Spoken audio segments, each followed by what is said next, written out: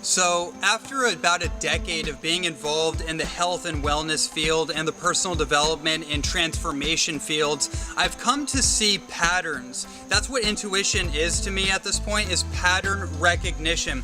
And I've just gotten more intuitive about the certain patterns that show up in each one of our lives. One of the patterns I've seen is that when people get into, let's call it raw food, or they get into organic food, they get into some form of healing diets and lifestyles, and they do everything to the T. They do everything correctly to the program. They do the law of attraction work. They become a better conduit and tuning fork for what they want to create and magnetize into their life. And they're doing all the right things. But there seems to be a dam in their wellspring of abundance. That can be abundance financially, that can be abundance relationally, that can be abundance of feeling fulfilled in their life, that can be an abundance of health and vitality. It doesn't really matter, it's all universal. So the point is that there is something that is blocking off most of us from experiencing that circulation, that current of life force energy that wants to flow in us and through us and allow it to come out as our gift to the world. And really, bottom line, what I figured out is that people are scared.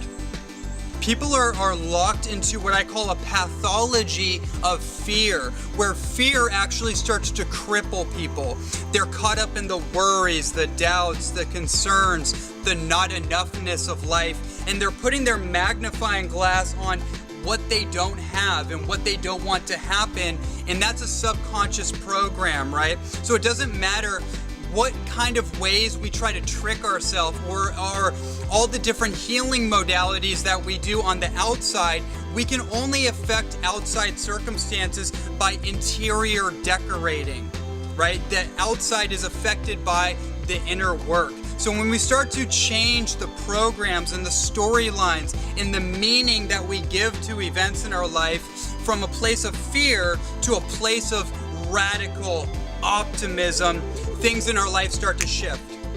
You'll see it. You'll see people, their health concerns, they've been on this diet, that diet, this healing protocol, this detox program, this cleansing program, and they're making a little bit of headway. But as soon as they change the meaning-making machine inside of them, which typically is rooted in some kind of fear, some kind of concern or worry they have about their life not working out for them.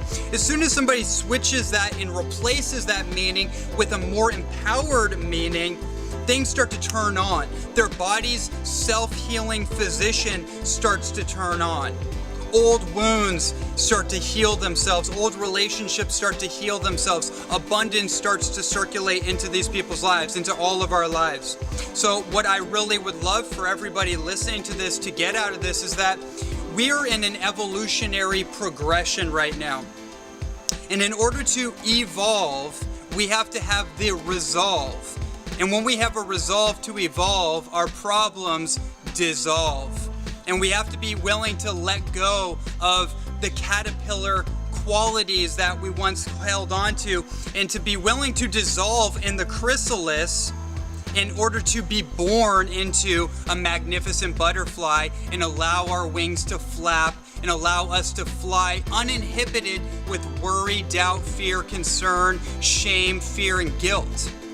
And change that, alchemize that, transmute that into a place of love, peace, joy, ease, grace, and flow, and ultimately allowing ourselves to bring all the puzzle pieces in our life into dynamic harmony. So our life essentially becomes a living demonstration of our highest values. And that's the way that we can be a more beneficial presence on the planet, and we can give our gifts freely and feel filled up every step of the way. And that's how I see all of us contributing to a world that works for everyone.